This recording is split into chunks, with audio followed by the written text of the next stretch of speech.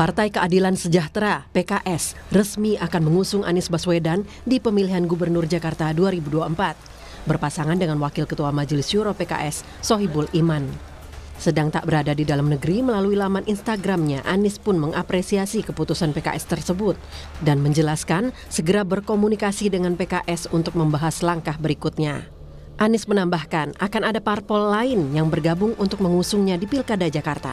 Menyampaikan rasa terima kasih dan apresiasi atas sikap PKS hari ini yang tadi disampaikan oleh Bapak Presiden. Insya Allah sekembalinya ke tanah air, kami akan segera berkomunikasi dengan pimpinan PKS untuk membahas langkah-langkah lebih jauh untuk tindak lanjut ke depan. Begitu juga dengan pimpinan-pimpinan partai yang lain. Kita sudah berjuang bersama-sama di Jakarta maupun di tingkat nasional bersama PKS. Insya Allah kita berjuang bersama-sama ke depan. Alhamdulillah sesudah PKB dan PKS, insya Allah akan ada partai-partai lain yang mau berjuang bersama untuk mengembalikan Jakarta menjadi kota yang maju kotanya, bahagia warganya. Senada dengan Anies, Sekjen PKS Abu Bakar Al-Habsyi mengatakan PKS membuka pintu koalisi bagi parpol lain yang ingin bergabung mengusung Anies Baswedan di Pilkada Jakarta, terutama untuk parpol dalam koalisi perubahan saat Pilpres 2024.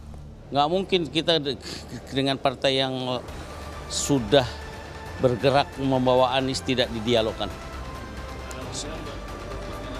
Sangat mungkin.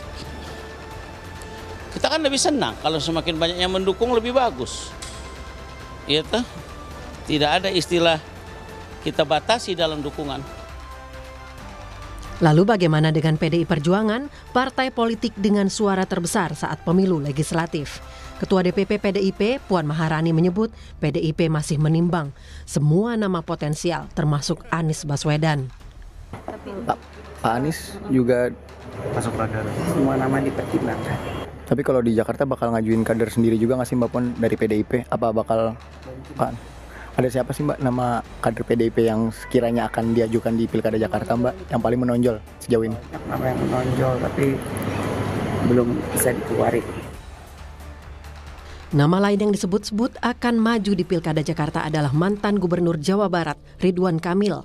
Namun Partai Golkar masih menimbang untuk RK akan maju ke Pilkada Jakarta atau kembali bertarung di Jawa Barat. Pasalnya, RK yang juga akrab dengan Anies ini dinilai memiliki basis suara besar di Jabar. Keputusan Golkar mengusung Ridwan Kamil sebagai calon Gubernur Jakarta atau Jawa Barat disebut tergantung hasil survei. Ridwan Kamil nih Mas, Ridwan Kamil itu tertinggi surveinya untuk di Jawa Barat. Di Jawa Barat. Di Jawa Barat, oke. Ya. Kan sekarang Mas Limbangan. Yang utama itu adalah survei. Sementara Partai Gerindra saat ini sedang membahas bersama Golkar untuk sosok yang bakal maju dalam Pilkada Jakarta. Sekjen Partai Gerindra, Ahmad Muzani juga menyebut soal peluang Ridwan Kamil maju di Pilkada Jakarta. Namun Muzani menyebut belum ada satupun rekomendasi dari Gerindra. Jakarta begitu Pak Sekjen? Sampai sekarang belum dikeluarkan rekomendasi untuk DKI. Bang, apakah betul kalau misalnya Gerindra dan Golkar udah Saya belum taken rekomendasi untuk DKI. Bang Muzani, apakah betul RK gitu ya Pak Muzani? Saya belum taken untuk DKI. Untuk siapapun. Apalagi? Pendaftaran Pilkada ke KPU dibuka mulai 27 Agustus 2024. Namun jauh hari, partai-partai besar sudah pasti menimbang dan memilih siapa sosok yang akan diusung. Tak hanya kapabilitas, namun elektabilitas sudah pasti menjadi tolok ukur utama parpol demi memenangkan pertarungan di daerah. Tim Liputan, Kompas TV.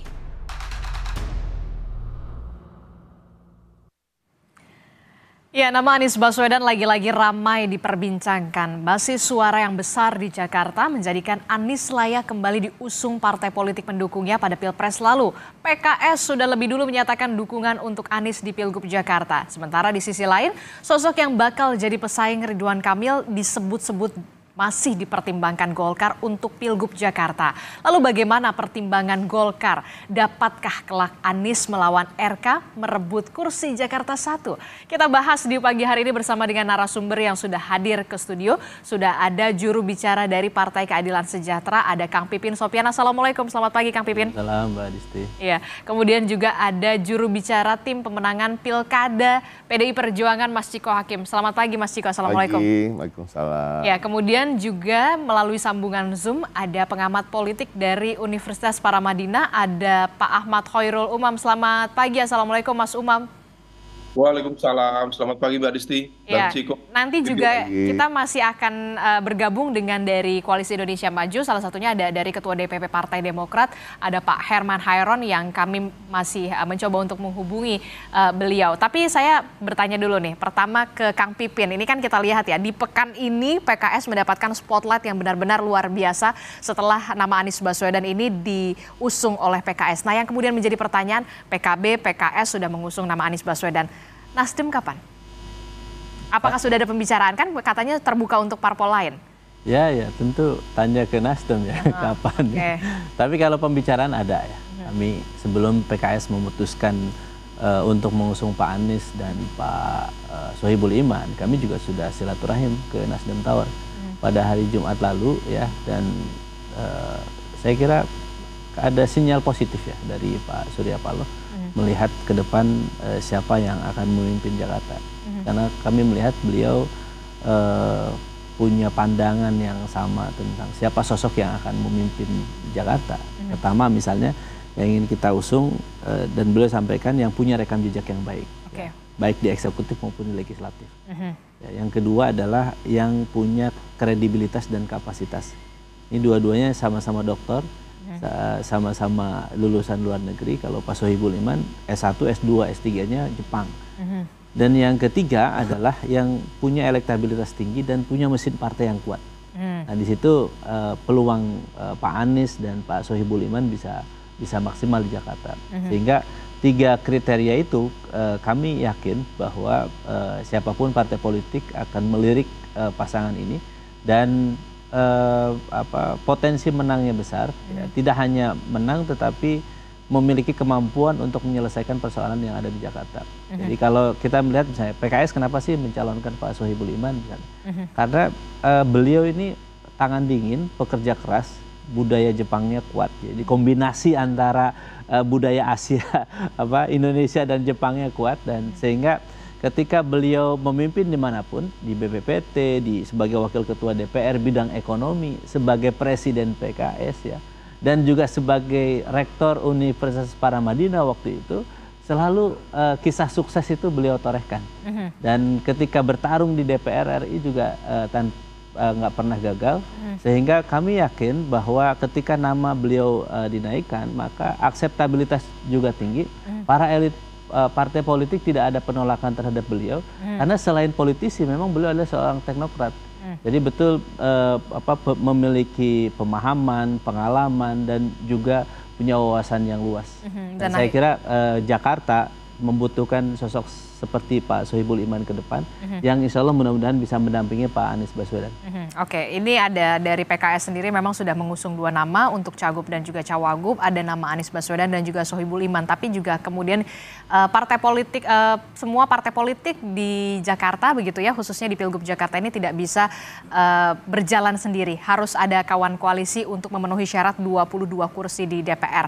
Nah, saya ke Mas Ciko. Mas Ciko, gimana nih? Kalau dari PDI Perjuangan sendiri sampai saat ini, kalau saya melihat kan masih wait and see ya, walaupun kita nggak tahu di belakang dari ini semua mungkin pasti ada komunikasi-komunikasi politik yang terus dijalankan. Nah, salah satunya adalah pernyataan dari Ketua DPP PDI Perjuangan Mbak Puan Maharani yang menyatakan memang Anies Baswedan ini sudah masuk radar. Ya betul, kami memang sejak awal ada nama Anies Baswedan dari beberapa nama ya yang diusulkan oleh DPD PDI Perjuangan Jakarta. Itu harus difahami dulu bahwa muncul namanya itu dari DPD PDI Perjuangan. Nah, Kenapa muncul? Tentunya ada alasannya. Nah, backgroundnya adalah begini. Bagi PD Perjuangan ketika menyikapi pilkada dimanapun, kita itu melihat permasalahan di daerah tersebut. Kita lihat apa yang dirasakan masyarakat, apa yang dibutuhkan masyarakat, apa yang menjadi tantangan ke depan bagi daerah yang bersangkutan. Nah, kalau kita bicara DKI Jakarta, khususnya yang akan mengubah diri menjadi DKJ dalam waktu dekat ini, artinya banyak hal yang harus diubah, ya kan? Sebelum menjadi DKJ pun permasalahannya juga sangat kompleks, ya kan, warganya begitu heterogen, ya kan, berasal dari suku, agama, ras dan golongan yang berbeda-beda gitu. Nah, keharmonisan itu harus dijaga dan kita lihat tingkat kemiskinannya juga masih cukup signifikan untuk sebuah kota yang bisa disebut metropolitan, ya kan, tingkat huniannya banyak yang belum layak dan lain-lain. Jadi artinya apa? Artinya kita harus menyusun kriterianya pemimpin seperti apa. Nah, dia pemimpin yang punya rekam jejak, punya pengalaman dari disampaikan, ya, baik itu legislatif, eksekutif, dan pengalaman itu dan rekam jejak itu atau jabatan-jabatan yang pernah diduduki harus jabatan yang strategis dan cukup tinggi. Nah, syukur-syukur pernah memimpin di daerah tersebut. Nah, makanya salah satu nama yang muncul adalah Anies Baswedan, begitu juga Basuki Cahayapurnama, begitu juga Pak Jarot, begitu juga kita bicara soal yang pernah menduduki jabatan strategis lainnya, Pak Andika Perkasa, ya kan, mantan Panglima, ada Bu Risma, juga pernah jadi kepala daerah, sekarang jadi menteri. Ada beberapa nama lain seperti Prasetyo Edi Marsudi, Ketua DPRD, ada Charles Honoris, anggota DPR RI yang dari Dapil Jakarta Barat dan Utara. Jadi ini satu, ya, berarti masuk radar gitu. Secara objektif, walaupun kita pernah berseberangan, berkontestasi, ya kan, saling melawan, berkompetisi, tetapi dalam kriteria yang kita usung itu nama beliau termasuk, kan gitu. Tapi ke depannya memang sekarang ini, hari-hari ini, PD Perjuangan itu masih fokus untuk mengerucutkan nama. Mirip-mirip lah sama Partai Keadilan Sejahtera, mengerucutkan nama dari internal kami. Kenapa? Karena itu tadi, kita merasa kita juga pernah memimpin Jakarta dan relatively sukses, ya kan. Kita juga eksistensi kita di Jakarta ini sebagai partai ini juga sangat signifikan suaranya selama beberapa pemilu, ya kan. Cuma kemarin kita dikalahkan sama Bang Pipin nih, ya kan. Namun, PKS. artinya kita pun merasa pantas untuk mengusung calon, masuk nama dalam bursa cagup ataupun cawagup. Nah, ini dulu yang menjadi fokus dan perhatian kita sekarang. Baru nanti kalau ini sudah mengerucut, ya kan, diambil the best of the best. The best of the best itu dari mana sih ngelihatnya? Bukan hanya elektabilitas. Kalau kita bicara elektabilitas, jujur gampang sekali. Basuki Cahayapurnama elektabilitasnya paling tinggi sekarang di internal kami gitu. Bahkan kalau dilempar 3 nama, Anies, Ahok, dan RK, yang bersaing di nomor 1, nomor 2 tuh bukan Anies dan RK loh. Anies dan Ahok. Baru RK di nomor 3 gitu. Ini real gitu di lapangan kita bicara survei. Tapi kan kembali lagi bukan hanya sekedar elektabilitas.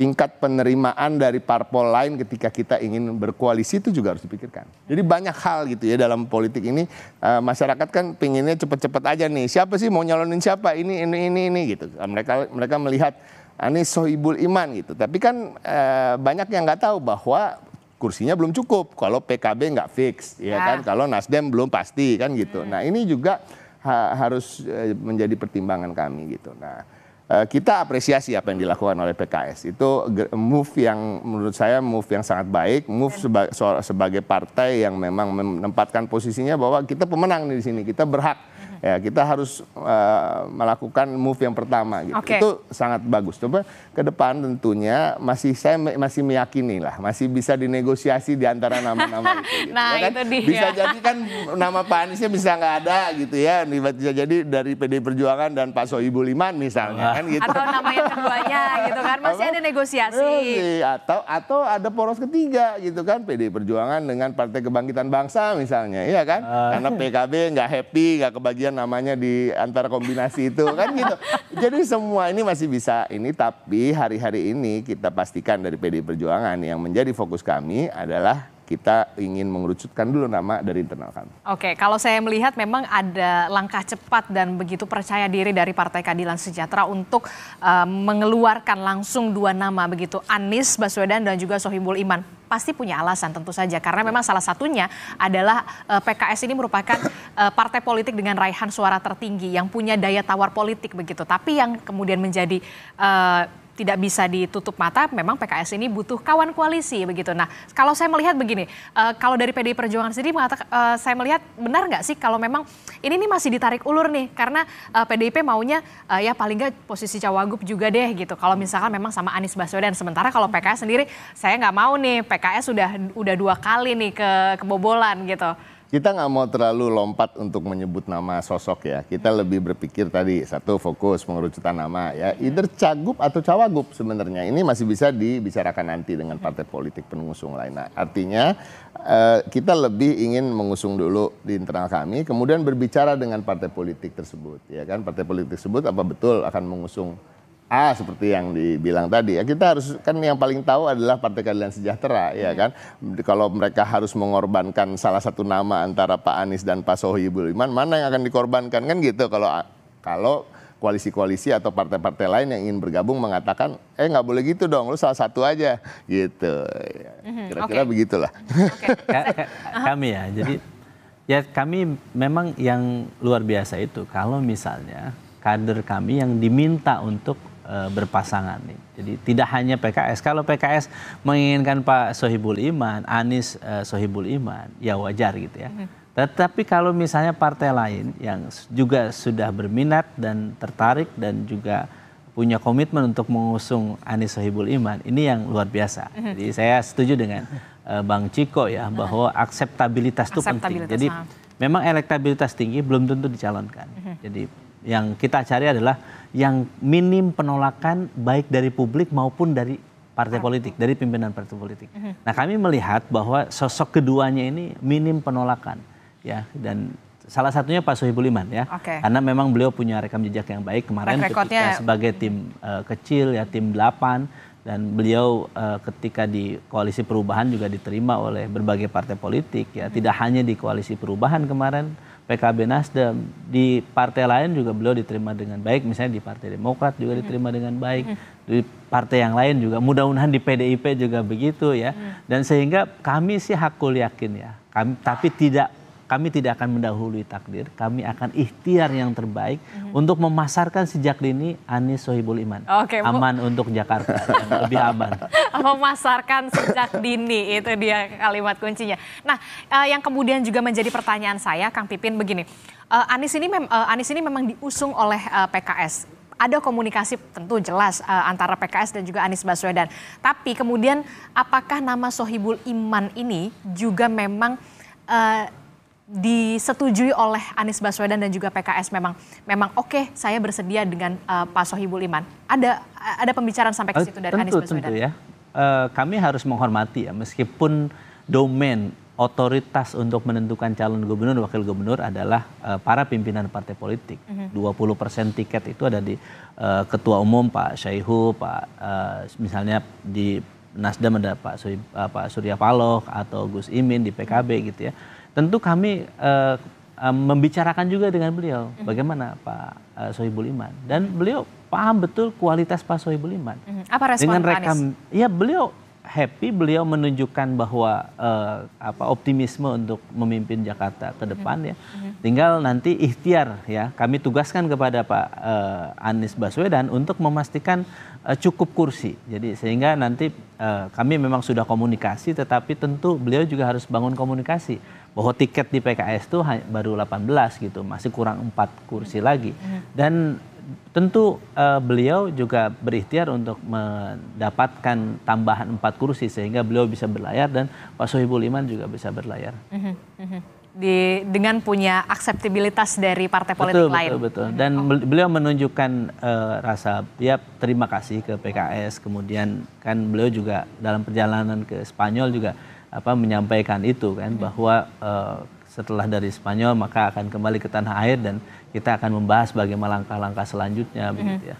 Tapi dalam video itu tidak disinggung secara spesifik nama dari kader PKS Pak Sohibul Iman, kalau memang beliau bersedia bersama dengan Sohibul Iman. Itu yang kemudian menjadi pertanyaan saya juga sebenarnya. Karena kita memahami ya bahwa beliau juga harus membicarakan ini dengan partai yang lain. Betul. Jadi sehingga kita tentu beliau juga harus berkomunikasi misalnya dengan Nasdem, PKB atau nanti dengan PDIP begitu ya. Atau nanti. Ya, jadi proses itu kami pahami ya bahwa beliau menerima Pak Sohibul Iman ya, kan politik itu ada panggung depan ada panggung belakang ya. Betul. Jadi bisa jadi memang beliau memahami bahwa apa yang disampaikan oleh PKS, tetapi mungkin beliau juga izinkan untuk berkomunikasi dengan partai lain sehingga cukup 20% bisa berlayar. Oke, saya ke Mas Umam. Mas Umam, ini kan langkah yang cepat dan percaya diri dari Partai Keadilan Sejahtera sebagai partai yang kemudian punya raihan tertinggi di Jakarta, begitu mengusung langsung 2 nama sebagai cagup dan juga cawagup, nama Anies Baswedan dan juga Sohibul Iman. Tapi PKS ini kan di sisi lain juga masih membutuhkan kawan koalisi. Nah, ini yang kemudian masih digodok, apakah nanti akan ada perubahan untuk berebut nama calon wakil gubernur atau seperti apa nanti dinamikanya, Mas Umam? Langkah dan juga manuver dari PKS ini adalah sebuah ekspresi kepercayaan diri, ya, tapi juga di saat yang sama ya cukup wajar karena PKS pertama memiliki kapasitas untuk melakukan itu sebagai jawara dari Pileg 2024 yang lalu di Jakarta. Tetapi di saat yang sama juga langkah dari PKS ini adalah sebuah refleksi dari perjalanan panjang dalam proses interaksi berkoalisi. Kalau misal kemudian kita cermati, semalam saya diskusi panjang lebar sama Kang Pipin, ada sebuah trauma yang cukup serius yang barangkali dirasakan oleh PKS. Pertama, pada suatu momentum ada posisi cawagup yang kosong, wagub yang kosong waktu itu di DKI Jakarta, yang sebenarnya teman-teman PKS itu berharap betul karena kontribusinya dalam proses pemenangan cukup besar, maka kemudian ingin mendapatkan posisi itu. Tetapi dalam situasi dan juga perkembangannya, PKS tidak mendapatkan itu. Sekali lagi, PKS legowo. Lalu di momentum kedua, ketika kemudian terjadi pembentukan koalisi perubahan, PKS juga untuk kesekian kalinya di fait accompli. Karena kita tahu terbentuknya Amin itu adalah sebuah produk dari kesepakatan antara Pak Surya Paloh dengan Caimin, dengan Abdul Muhaimin Iskandar. Artinya antara Nasdem dengan PKB.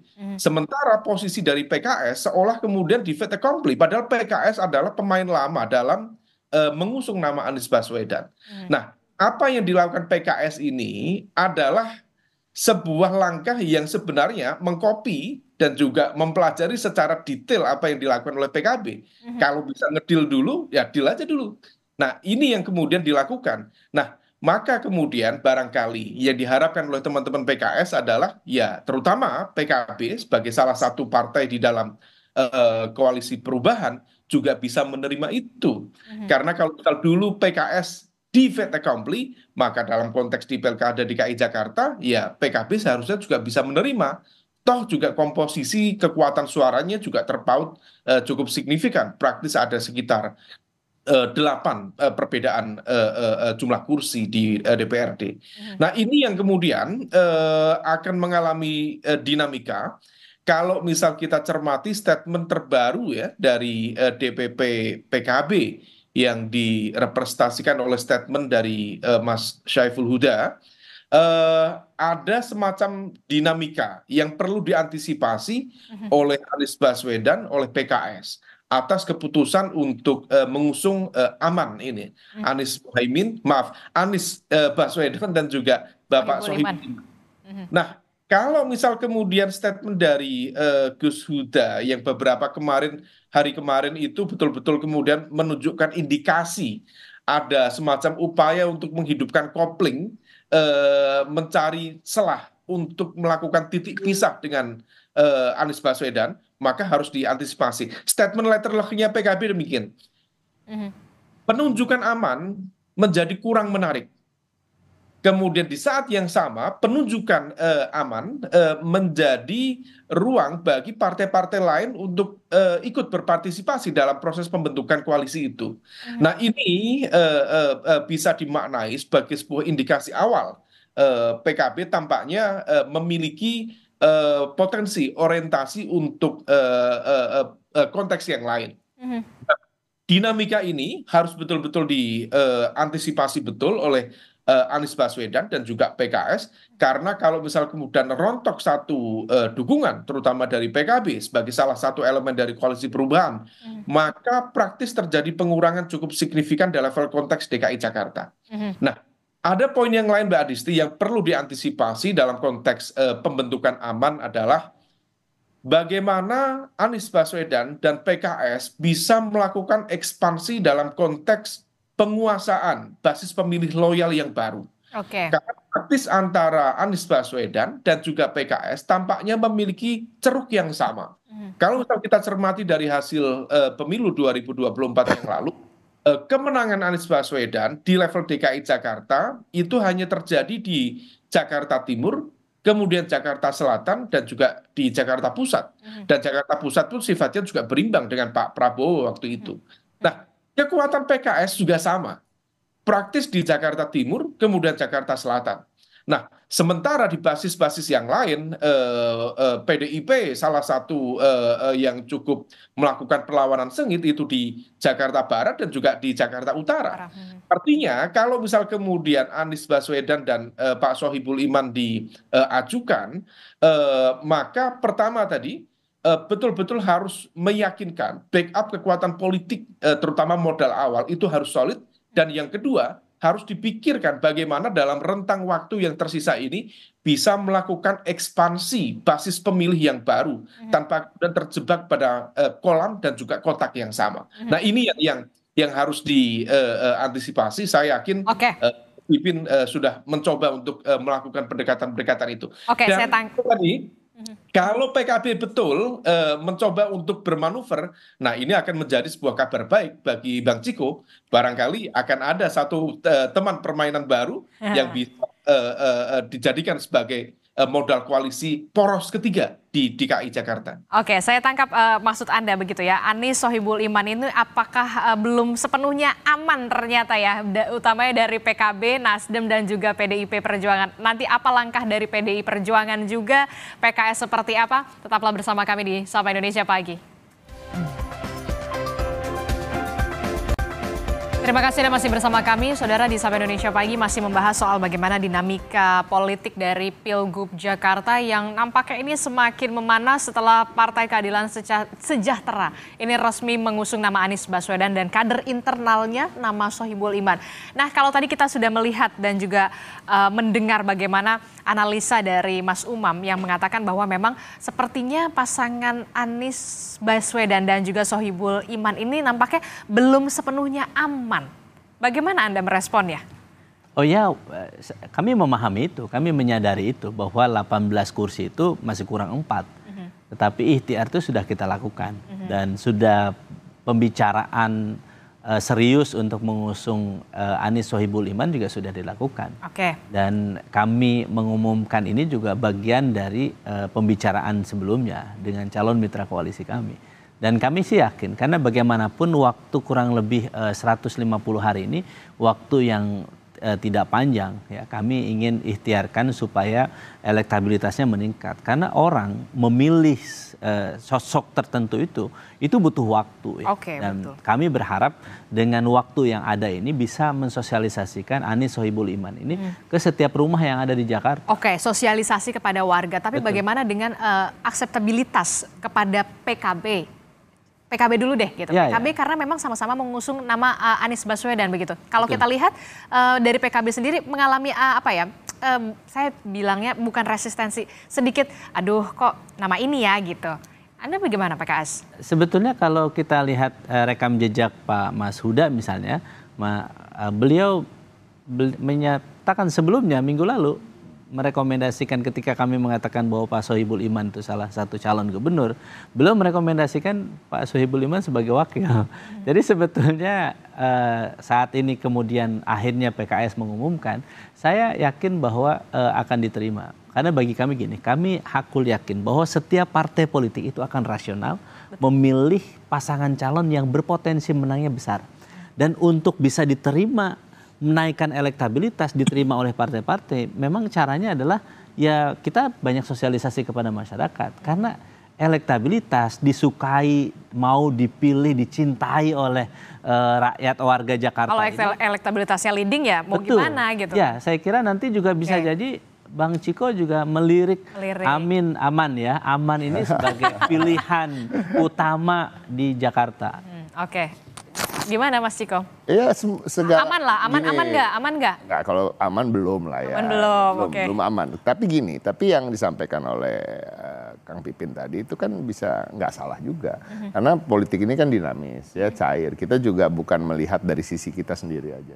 Kenapa sih keputusan itu diambil tadi ya, takes time gitu ya. Bukan hanya wait and see, selama wait and see itu juga ada hal-hal yang dikerjakan di internal. Tapi kan juga kita melihat sisi dari siapa yang akan menjadi lawan. Kan gitu, bukan hanya siapa yang akan menjadi kawan gitu.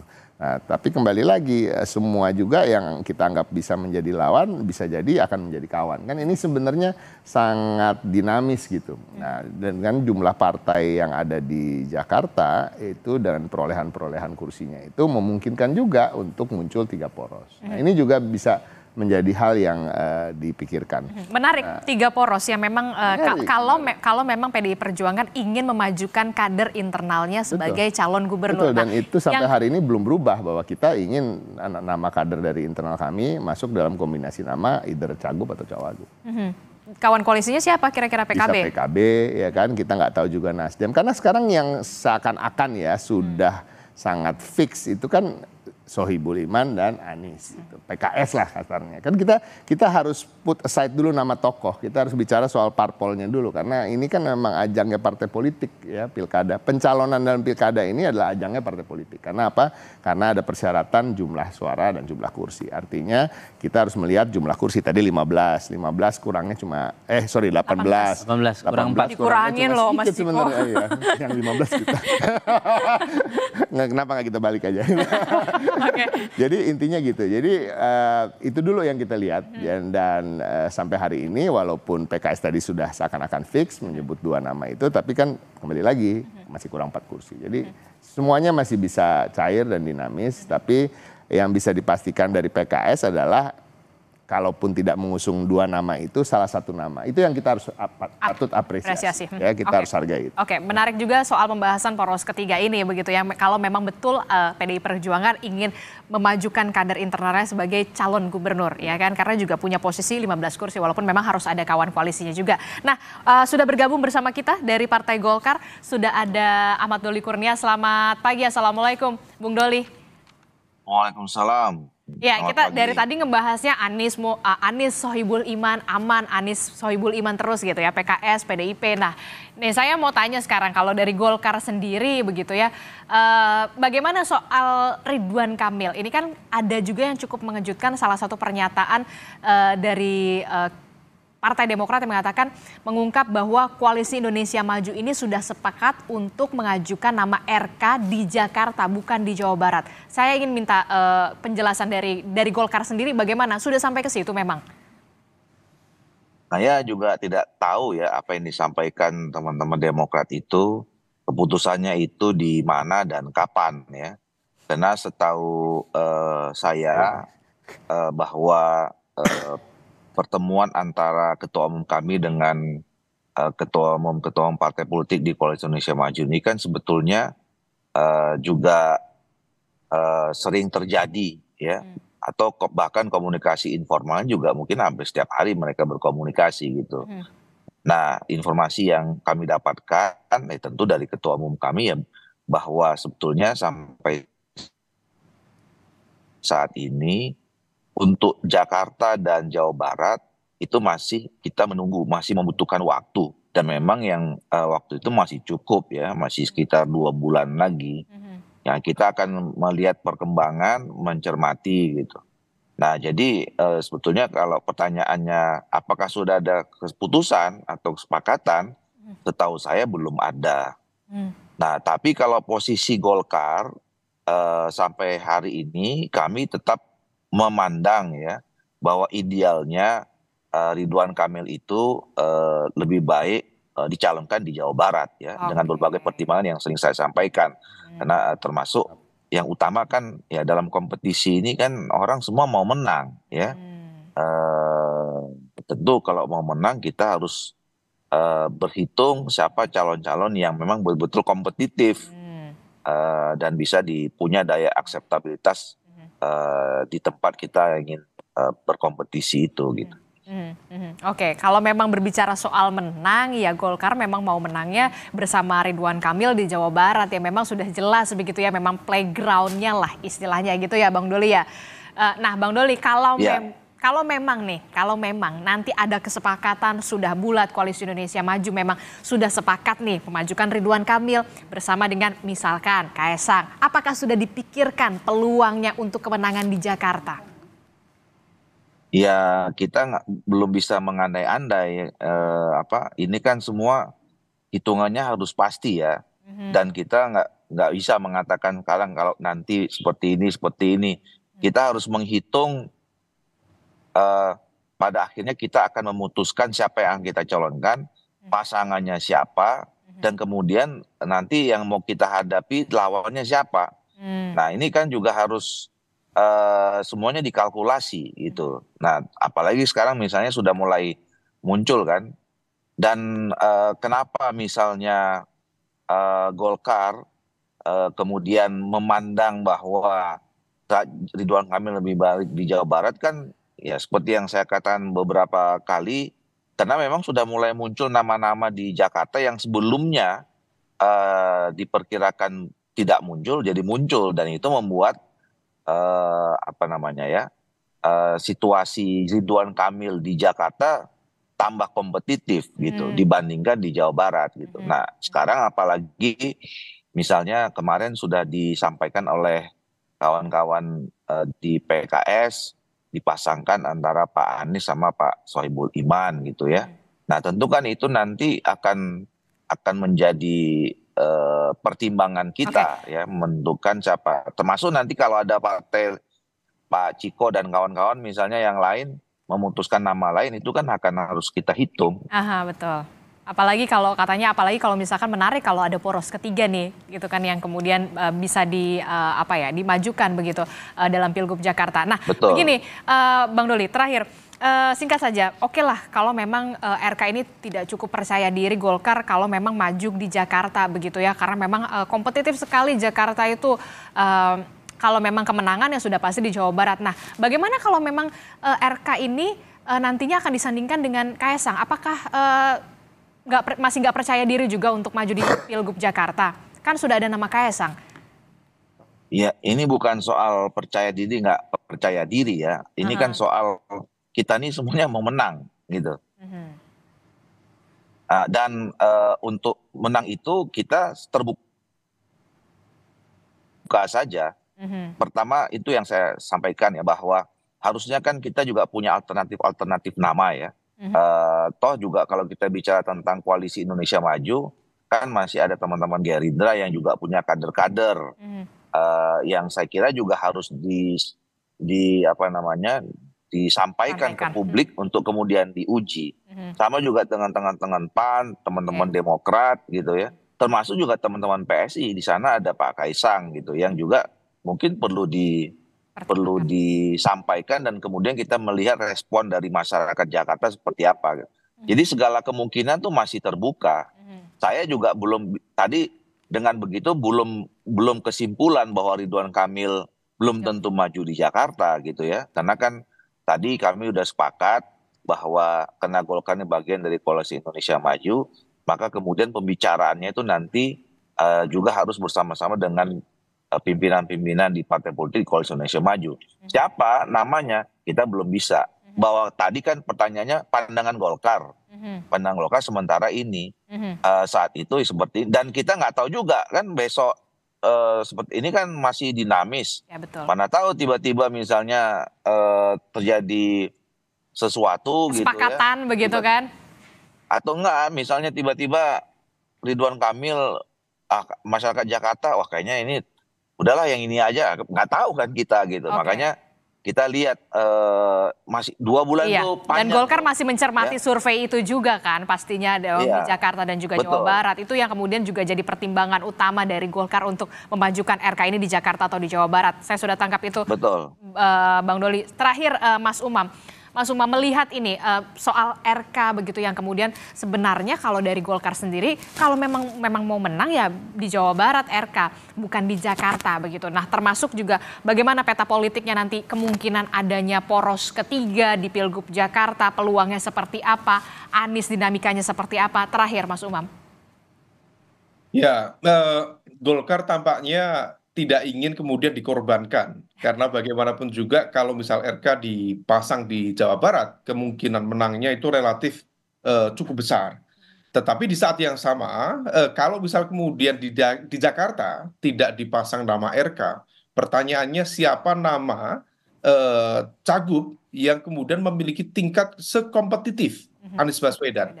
Kalau misal kemudian Anies Baswedan dihadapkan pada nama-nama yang tidak begitu kuat dalam konteks kepartaian, dalam konteks jaringan non-partai, maka sama kekuatan konsolidasi basis pemilih Anies Baswedan juga memungkinkan untuk menang. Nah, ini akan ada dialektika kepentingan karena tampaknya pemerintahan baru Prabowo Gibran tentu juga berkepentingan untuk mengamankan basis DKI 1, Jakarta 1.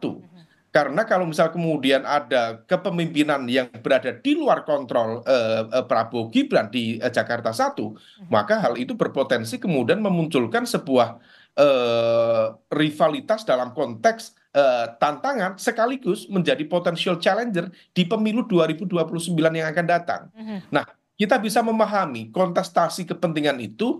Di satu sisi potensi kemenangan dari Anies Baswedan, let's say dengan Pak MSI relatif terbuka, kalau misal kemudian konsolidasi kekuatannya bisa dilakukan secara optimal, tetapi Koalisi Indonesia Maju akan melakukan segala cara untuk menghentikan itu dan juga untuk memastikan bahwa Jakarta tetap berada di bawah koordinasi dan juga kendali Koalisi Indonesia Maju. Terakhir untuk nama Anies Baswedan ini peta politiknya akan seperti apakah betulkah nanti akan ada peluang poros ketiga? Singkat saja, seberapa besar peluang poros ketiga itu muncul di Pilgub Jakarta? Poros ketiga akan ditentukan oleh PKB. Dan PKB adalah partai yang punya track record manuver yang cukup lincah, cukup fleksibel dengan segala judgement. Kalau misal menggunakan argumentasi moral etik, fatsun politik, kalau kemarin PKS saja mau menerima dalam tanda kutip dibegitukan, di fait accompli untuk menerima komposisi Amin, maka seharusnya PKB juga mau menerima untuk legowo menerima gantian lah ya ibaratnya. Gantian. Tetapi kalau misal ternyata PKB tidak mau menerima itu dengan baik, maka ini peluang besar bagi PDIP. Karena PDIP dalam sejarah pasca reformasi tidak pernah menjadi makmum di DKI Jakarta. Selalu menjadi imam. Barangkali manuver PKB dalam konteks ini menyelamatkan muka PDIP untuk tetap menjadi imam dalam kontestasi pilkada yang akan datang. Oke, menarik sekali dinamika politiknya ini semakin panas, semakin menggemaskan. Terima kasih Mas Ciko Hakim telah bergabung bersama kami, Kang Pipin Sopyan dari PKS, kemudian ada Bung Doli Kurnia dari Partai Golkar dan Mas Umam. Terima kasih Bapak-Bapak, sehat selalu. Assalamualaikum. Waalaikumsalam.